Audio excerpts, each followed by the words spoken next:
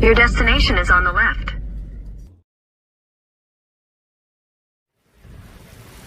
JP! Come here! Good to see you, man. Let's get it out of the rain. Come on in. It should stop raining soon and we'll go outside and have a little talk.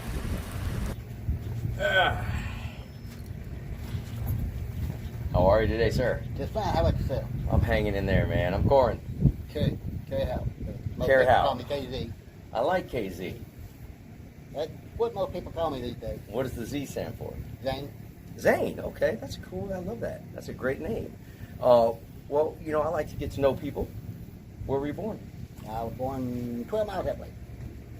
12 miles. Was it in a hospital or something else? Well, it was a clinic at the time. Okay.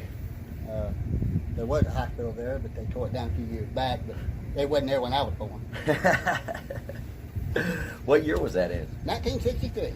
1963. So you did. You grew up out here in the countryside throughout you know, the whole 60s, huh? Most of it. We traveled. My dad did construction work and pipeline work, things like that. And of course, we packed up and moved for another nickel an hour.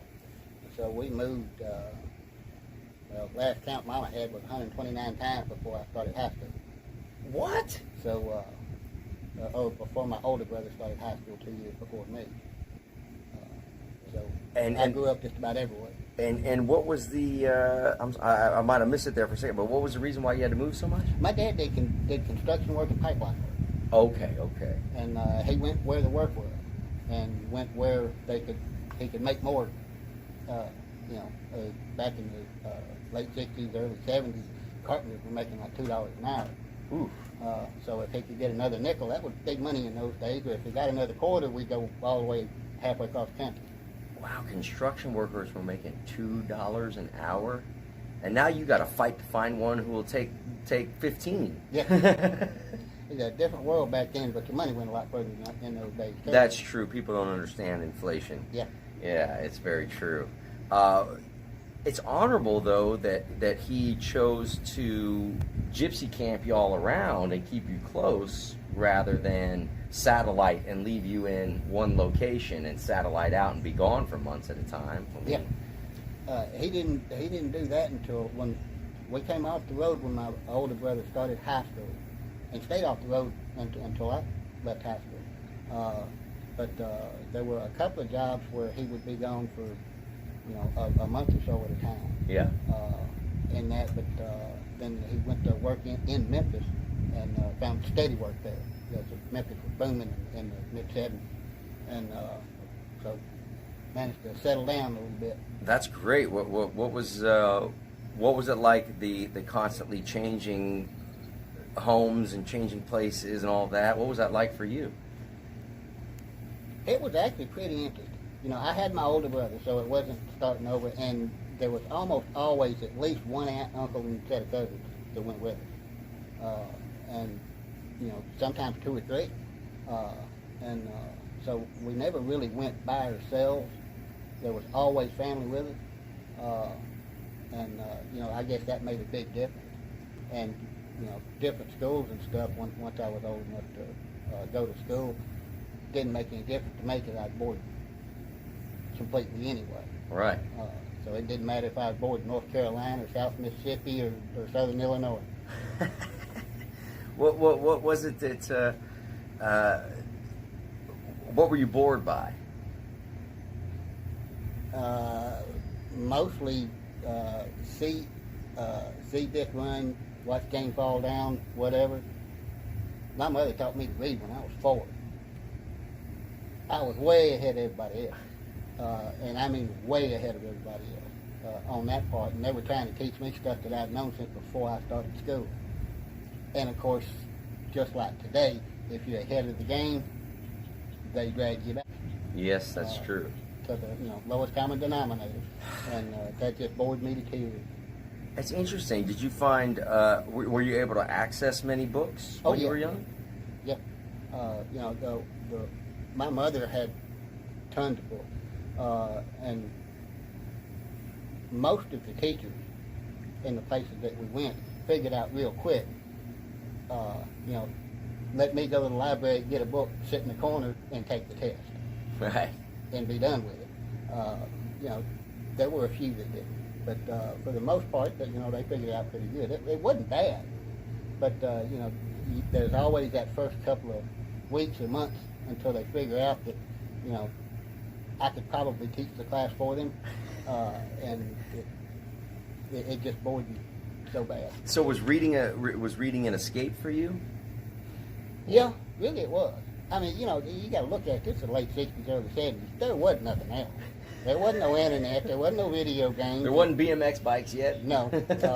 But for the most part, there was nothing. You know, either go outside or read. Right. And, I mean, black and white Star Trek. Well, you could go. You could go boar hunting or razorback Oh, hunting. we did when we got older. You know, some middle school, 12, 13, in high school, we get off the bus on Friday, and me and my older brother go in the house, pack our packs, grab a shotgun and a rifle, meet the other boys down at the end of the road, and we'd be in the woods until Sunday morning time for church. Wow. And the only thing anybody say to us is, "Don't be late for church," and nobody thinks twice about it. That must have been a good time. Oh, that was, man. It was, you know, people nowadays do not understand what they have lost. It's true. Because nobody thought, a bunch of kids with guns, Yeah. out by themselves for days, sometimes, and nobody think a thing about it. And nobody got hurt. No. Yeah. I mean, we all survived. We trigger bites and Yes. ticks and, you know, a couple wasp things. But, you know, we all survived. Yeah. Now, you know, they can't even ride the bicycle down the road without a helmet and pads and you know, a doctor and a brain surgeon, you know, On standby. With your mom though, so she was just naturally interested in reading and had a lot of books around the house. Was there any particular like a book series or a type of books that you were interested in? Yeah, I mean, when I guess it was third grade, one of my teachers gave me The Hobbit. It was over with after that. Yeah. And I still read the entire series up to. Yeah.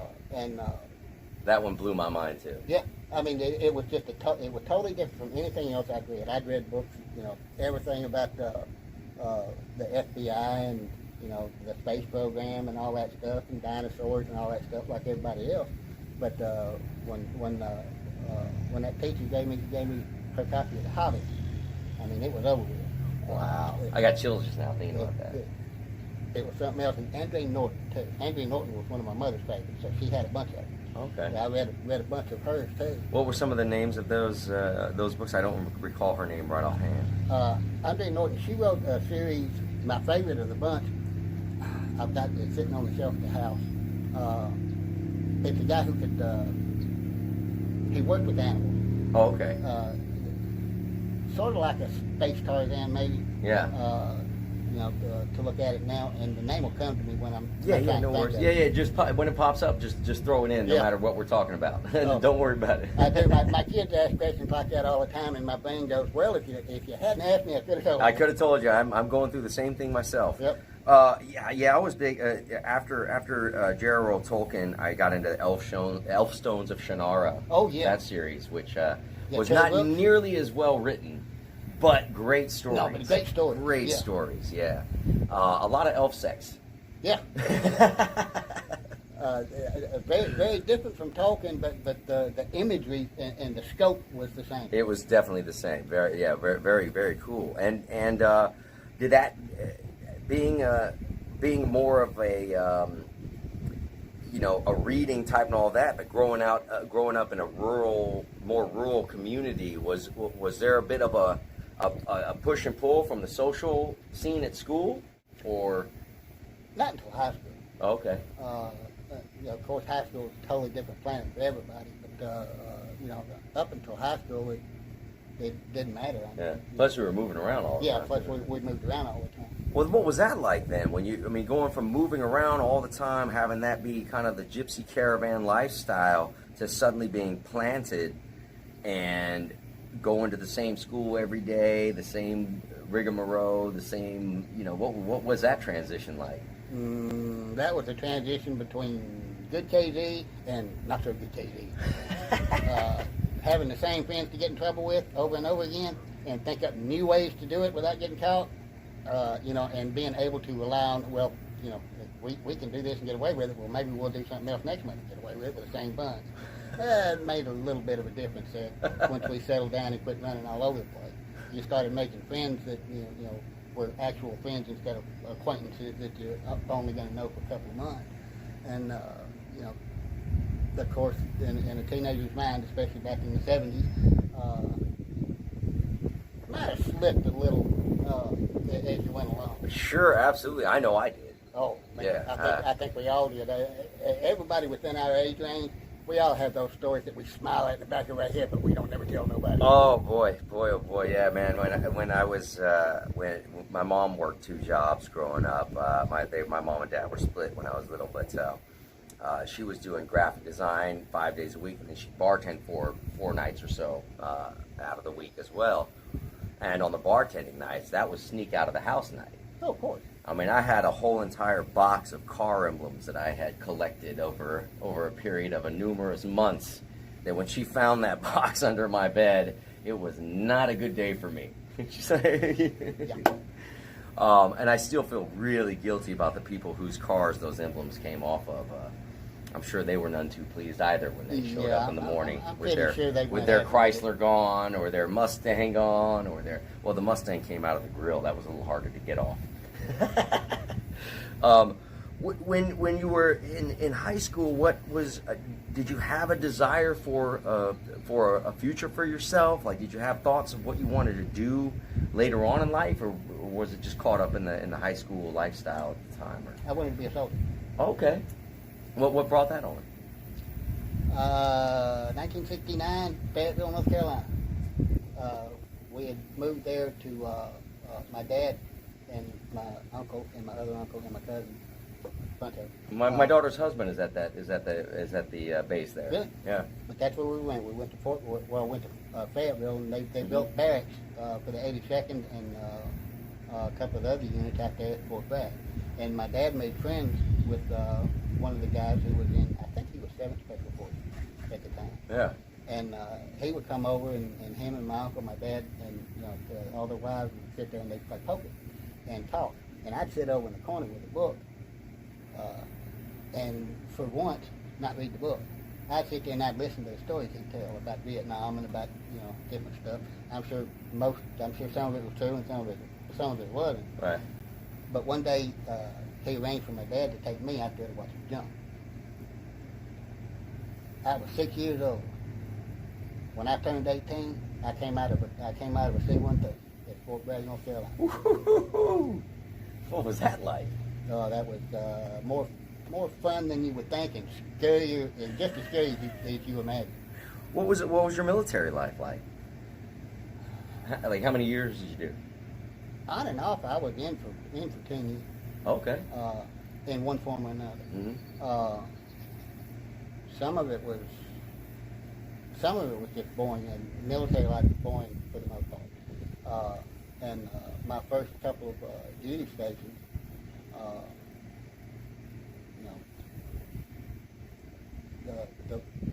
one of my first MOSs, or first jobs, was nuclear, biological, and chemical warfare, especially.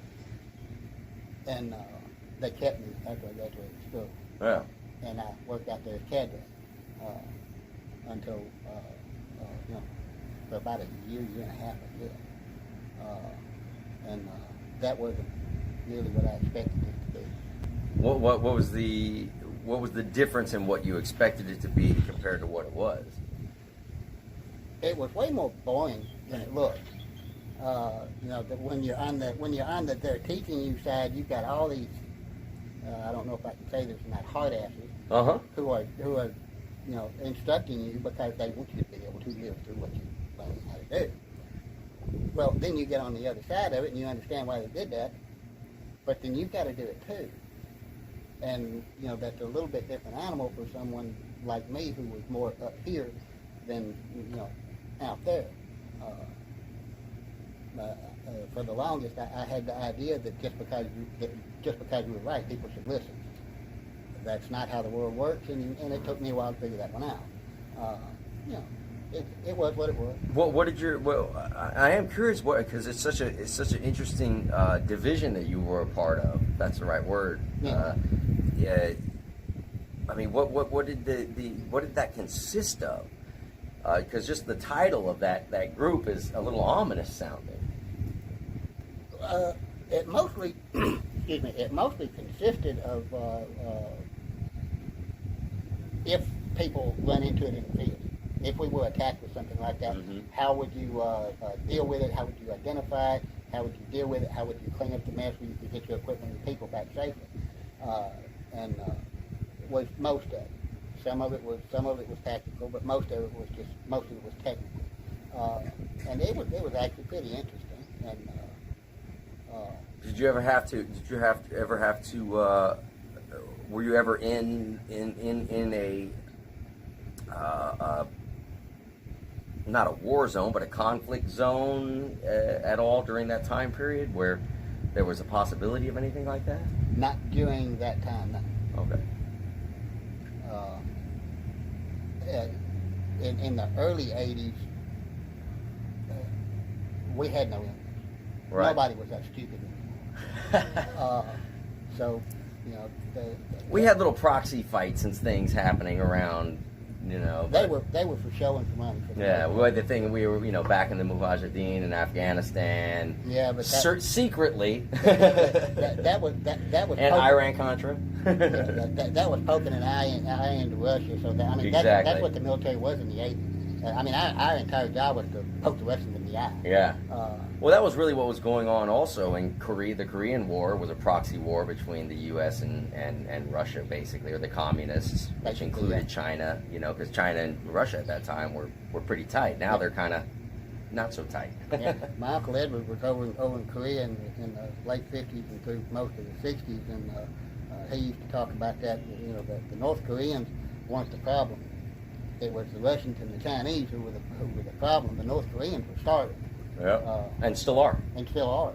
You know, he said we didn't worry about it when we were going on a patrol. You know, I mean, the DMC was already set up and all that by that point, but they were still playing back and forth across the border like they always do. And he said we never worried about it when the North Koreans came, because all they do is steal your lunch. But if the Russians showed up or the Chinese, you had to have your wits about it. Yes. So, were you ever in any? If you can say it or not, because I know some things are considered a secret or whatnot. But were you ever in any conflict zones that weren't supposed to be there?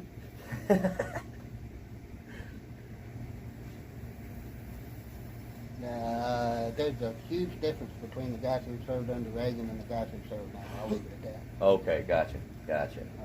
You know, nobody ever came back to us and said, "Oh, you can say whatever you want to." Right.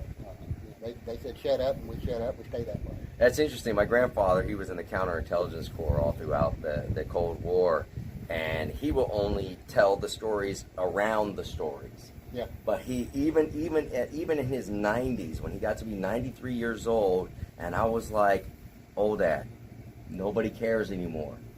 You know what I mean? It's over. That war has been fought, and you're probably one of the last few alive left to tell some of these stories. Tell me. He was like, "Nope." Yeah, you know, I don't understand how some of the people nowadays are able to tell the stories that they tell. I can't tell you about 80% of it's BS. Right.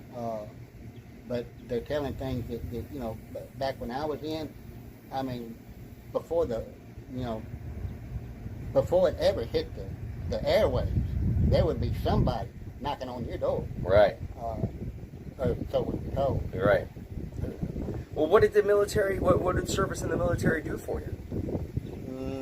If I hadn't gone in, I'd probably either be dead in prison. Yeah, that was my story too. I didn't go to the military, but me growing up in Atlanta, me and all my close friends, because we were called the upper lower economic class, you know. Yeah. And I moved to LA. Fortunately, ended up getting into the acting business at 12 years old, which was just bizarre. But all four of my best friends went into the military. Yeah. So I was part of the same class of folks as you. When you were in the military, what were you thinking about life afterwards? Did you have a plan? I intended to stay in. Okay. It was my original intent, but I woke up late spring '91, still alive, and figured, well, they've had their shot, and came home. Gotcha. But I had actually intended to stay in. Yeah. And sometimes I wish I had, up until the point where I look at where they've been, what's been going on for the last 20 years, and then I'm glad I did. Yeah. I can't imagine spending 20 years in a combat zone. No. That's No, it's nuts. crazy. Yeah. Yeah, it's like some ancient Roman type Yeah, stuff. You know what I mean? It's, they go out and fight 3 months out of the year, and the rest of the year they got to go out and build a crop. But these guys are out there now. They may be in theater for 10, 11 months out of the year. Yeah. How do you do that? Not easy. Yeah, I mean, Not fair either. No, it's not. When you got out of the military, what'd you do? Went into construction. Okay. So just like your father. Yeah. So was he a good? Just to backtrack a little bit, was your father a good dad, a good mentor to you? Oh yeah. That's fantastic. Now again, this was 60s and 70s, so we had a lot more responsibility, is what they call it now. Yep. What we called it then was lack of supervision. If they ain't watching us, it ain't wrong. And my parents were like most of them in those days. They didn't sit there and babysit, 10, 11, 12-year-olds. No, of course not. If we needed a Band-Aid. That's okay. This one's going. Okay. If we needed a Band-Aid or something, we knew where they were. Now, if somebody was dying, of course, go tell Mom or Daddy. But other than that, we had dinner together every night. On the weekends, Daddy would get up and make breakfast. Until we were old and we're out in the woods or gone. But it was just much different then. Now I can't explain. And so going into to construction after that, did you end up working with your dad at all? Yeah. Okay. Okay, that's cool. Not very often. They tried to keep us apart, and my whole family did commercial construction. Mm-hmm. And sometimes 3 or 4 of us would work for the same company, and then other times there'd be 3 or 4 different companies that people were working for. So if one job ended and they didn't have anything for somebody, well, I may go over to my Uncle Duke's job until something cropped up, or over to my dad's job or my older brother's job. And then, of course, after several years, people knew me, and I would call. You didn't go that route anymore. They would just call you and say, well, if you're not doing anything, come over here and do this for me for a couple of weeks until it starts off. Exactly. And I stayed busy at that pretty much nonstop until the bottom fell out in 06. Right. Yeah. A lot of people got hurt during that time period, business wise, for sure. Oddly enough, that it was great for me in the film business during that time period. But now it's been not so good. What I'd love to get into though is that during this whole time period that we've been talking about this, you have had a secret passion hiding in the background for writing. Yeah, of a sort. And well, when did you finally start putting down on paper some of your own ideas? It started probably about 8 years ago. Finally got the gumption to actually print some about 3 years ago, 4 years. 2016, I think, is when I self-published my first one. And of course, that story had been rambling around in my head for years. I told it to my kids as they grew up. Yeah. And of course, with all storytelling, the story just got more embellished and better as it went, in my opinion. Yeah. It's like when I'm talking about my teenage years. Yeah, exactly.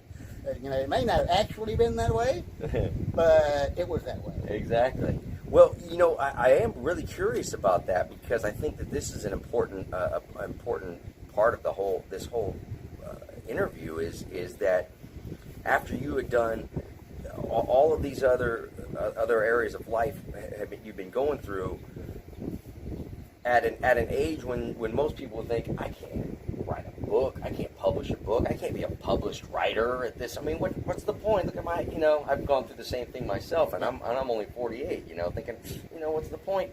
But I did it anyway, and it felt great. What was it? What was it that propelled you to, to finally make this happen for yourself? I mean, was there something deep seated that had been hiding underneath the surface of it all? I don't know if it was as much that as it was not having anybody tell the story to them. The kids were getting older. Now, the stories ramble around in your head. I mean, once you get that bug, and I come by it honest. My dad and my uncle were some of the best, we'll call them storytellers, ever born. When we were on the road as kids, that's, the radio would only work about 10, 15 miles. So they would tell us stories literally from North Carolina to Louisiana. And build on each one, and the story just get bigger and better as it went. And as I got older, I did the same thing because that's what that's how I grew up. I would tell my kids stories, when they were little, and then of course they got too big for those stories. Yeah. And of course my stories, got too big for anything else, so on paper they went. And I finally decided, well, I ain't got nobody else telling to. Maybe somebody else will. Well, it's proof that no matter what you've been through, no matter the age range that we get to, if you have something that you have put your mind to do, you can do it and manifest it, because the proof is right here in these two books. I mean, especially this one. That's a tome right there. This thing, I mean, you could kill a large rat with this one. Oh yeah. That thing probably stop a bullet. This might stop a bullet at 22. Yeah. Small bullet. And this right here, this is called Magic Series Book 1, Revelation by Casey Howell. Available on Amazon and other Amazon. Just Amazon. That's great. That's where most people are shopping nowadays anyway. Yeah. Would you want to just give a brief synopsis of this? I'm curious.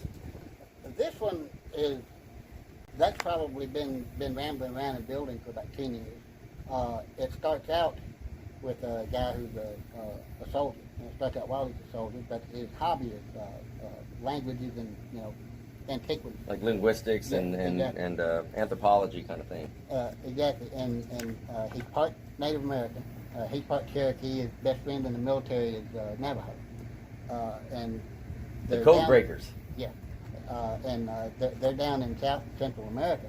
Now, all the good stuff's down there pretty much. There's some over in Egypt and in there, but all the good stuff really is down South and Central America. And of course they get to see it because they're out there, going as they go.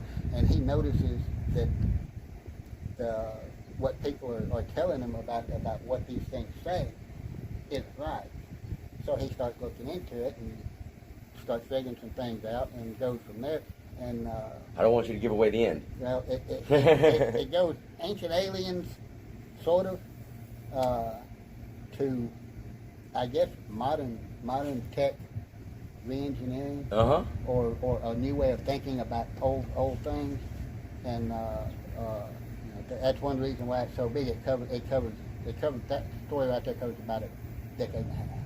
It's mind blowing. I mean, mind blowing. It's very. I mean, I could talk to this man just about that subject for another hour. Oh yeah. That's fascinating. This one right here, Dream State, by Casey Howell. Nothing is real. Just a brief little synopsis on this bad boy.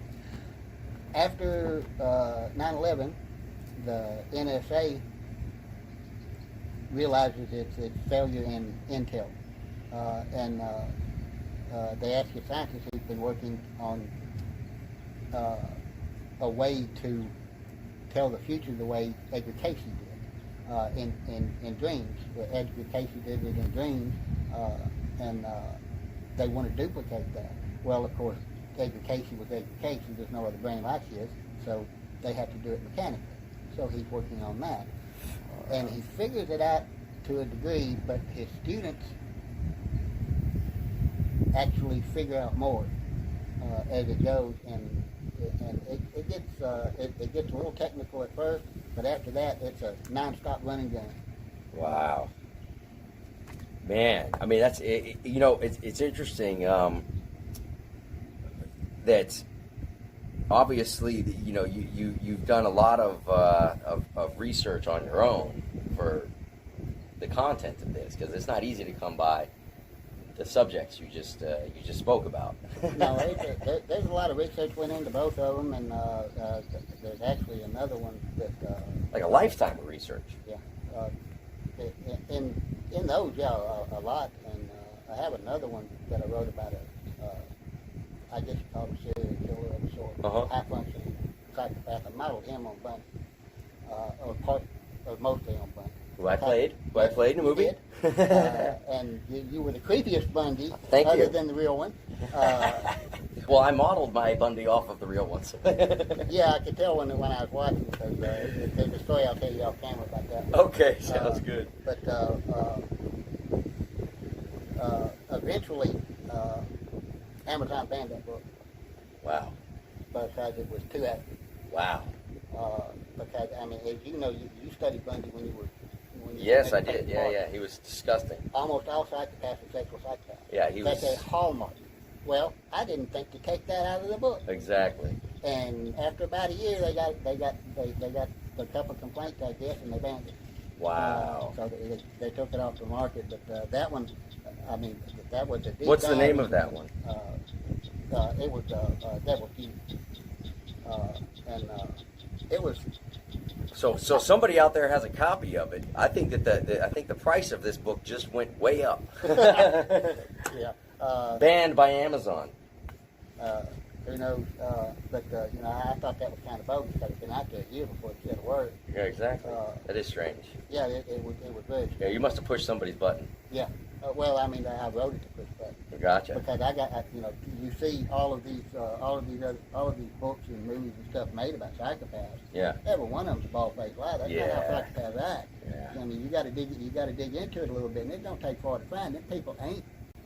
They're not the mundane, tame individual you think they are, until they had this little break, and then they go back to being mundane, tame individual. Oh no. Oh no. No, it starts and it just gets bigger and bigger. They just don't get caught because they're smart enough. Exactly.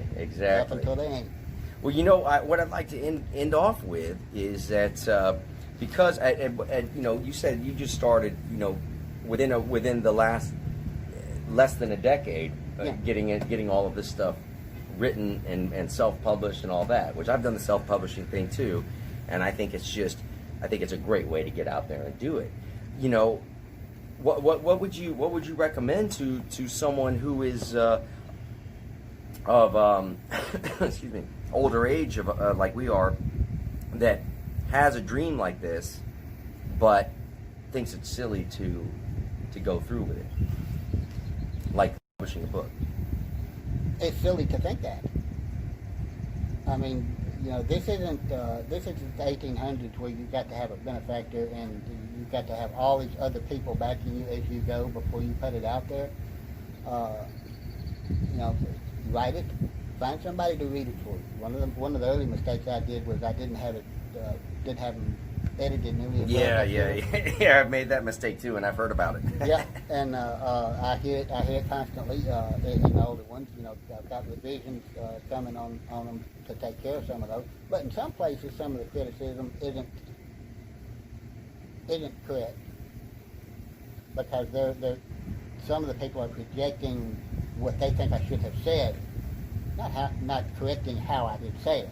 Right. And you've got to watch out a little for that, because people will do that. It's not mean, it's just human nature. Well, I wouldn't have done it this way, so that can't be right. That's human nature. When people give you criticism, take it for what it's worth and move on. You're not going to make everybody happy. The only person you can make unhappy really is yourself if you don't get out there and do it. If you really want to do it, do it. It's not that hard. I mean, you sit down, you write. You sit down, you learn to play guitar. You sit down, you learn to write a song. You may not be the best in the world at it. You may not even get very good at it. But there are a lot of people out there willing to help these days too. That's right. with it. I mean, you know, you're on Twitter just like I am, Yeah. and there are people everywhere. I mean, there are named people who should not even know who I am. But if I drop them a DM or call them, and these people, you know, are bigger name writers, Right. way bigger name writers than I am, they'll still answer the question.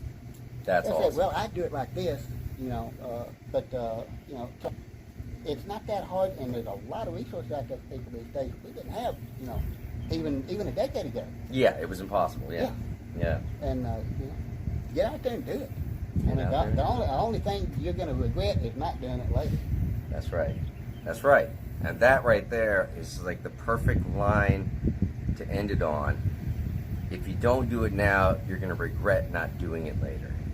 You know, so get out there, do your thing, whether it's writing a book, whether it's painting a painting, whether it's sculpting, whatever the case may be, whatever your thing is, knitting, who knows what it is, get out there and do it while you still got hands and a mind left to do it with, right? Yep.